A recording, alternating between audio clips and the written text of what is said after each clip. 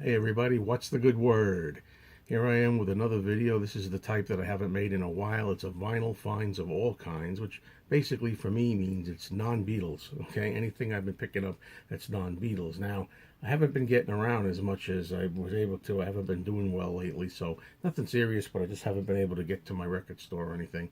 But I've had some stuff here that I've picked up, from a while back that I haven't shown yet, or waiting to accumulate enough worthy of making a video, or other sources where I've gotten records. I'm going to start with this one, which is a quadraphonic record. You can see there the quad. I don't have a system that accommodates quadraphonic records. I mean, I don't have the four-channel system, but I was wondering if I should buy this or not because I like Simon and Garfunkel, and I'm particularly fond of a song called Cecilia, which was a big hit for them in 1970, and I have a special memory of that song. My mom loved that song, and she wanted to buy the 45 record. And I remember in 1970, I'd be like about 8 years old or something like that. I remember going with her to a department store. I don't know if it was either May's department store or TSS or Corvettes. Well, wherever it was, there was an escalator that led down to the basement, and the basement was the record department. And to this day, I can vividly recall the thrill of going down the escalator, and just as we got in view, we could see the beginnings of the record department glaring through the side. And she bought the Columbia Red Label 45 of Cecilia. It was a big hit, big part of my childhood. One of those songs that always makes me feel warm and fuzzy with nostalgia, recalling better times.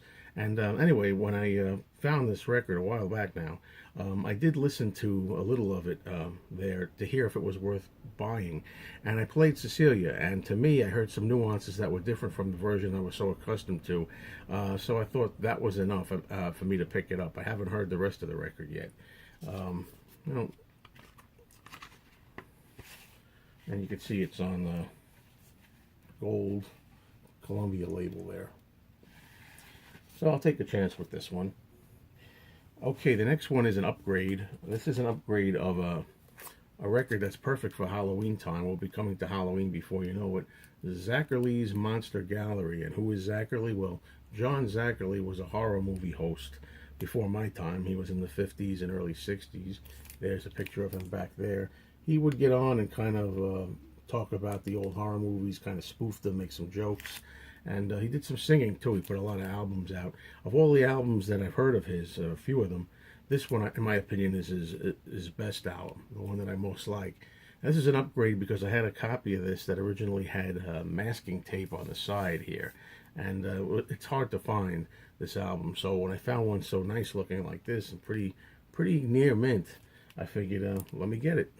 So that's what I did.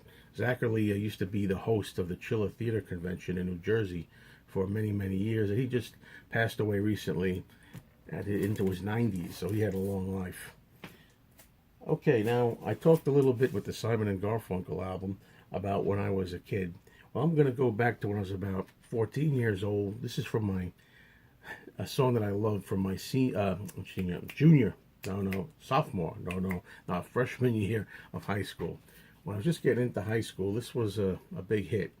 This is also kind of a upgrade for what I have. I have this already, but this is in the shrink with that ever coveted Corvette sticker that so many of us who were around in that time like to have.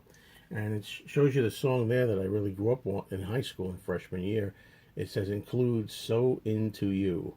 That was the big hit, and to this day, it's one of my all-time favorite AM top 40 type of songs. They played it all over the place. This song, So Into You, instantly reminds me of my good times in younger years and early times in high school. I have never listened to the rest of the album. I don't know if there's anything worth listening. Maybe somebody could let me know. But from time to time, I put So Into You on, and it's, the long version, not the more edited single version. Okay, well, here's something that was pretty important for me to get. Some people ask me when I have conversations and live feeds and things, they say, what's the one album that you're dying to get back again from your original collection that you no longer had? And I've been looking for this for a long time. I finally found it.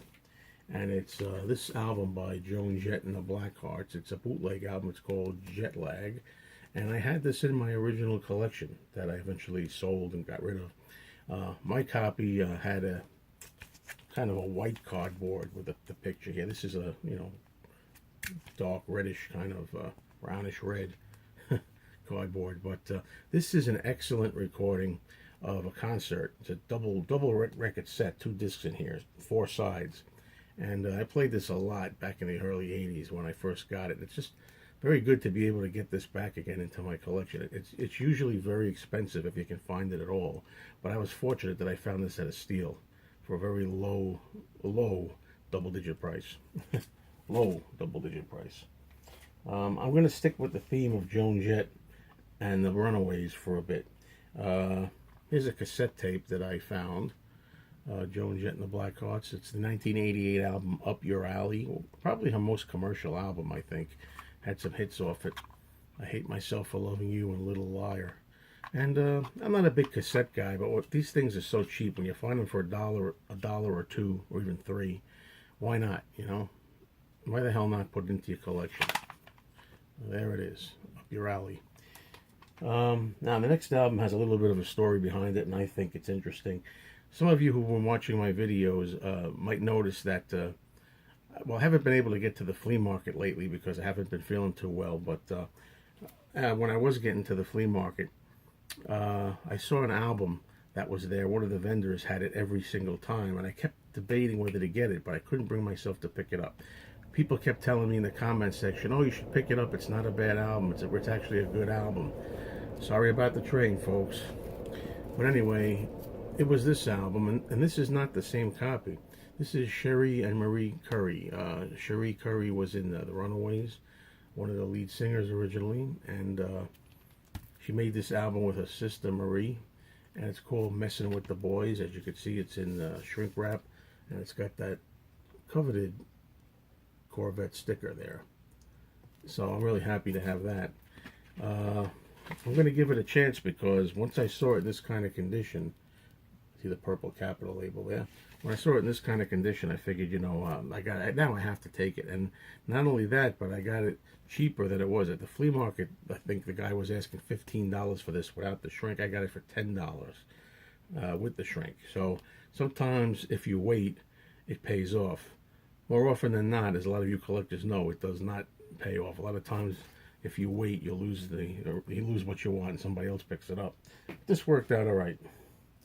I don't know how that's going to sound because I'm not crazy about Cherie Currie's voice, and I picked up her solo album, Beauty's Only Skin Deep, and I really didn't care for it much. So hopefully that one will be better.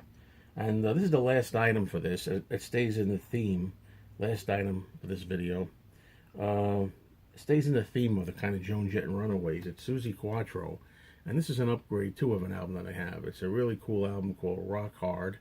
And you can see, of course, this is where Joan Jett got her influence and where Joan Jett got her look, really, more or less. And you can hear on this album things like Suzi doing a cover of the Dave Clark 5 song, Glad All Over. It starts out with this patented ow scream, kind of like Joan Jett does in I Love Rock and Roll. You listen to the beginning of Suzi Quatro's version of Glad All Over, you'll see where Joan Jett swiped her stuff from. As much as I love Joan, you got to say the truth, So anyway, glad to get this upgrade.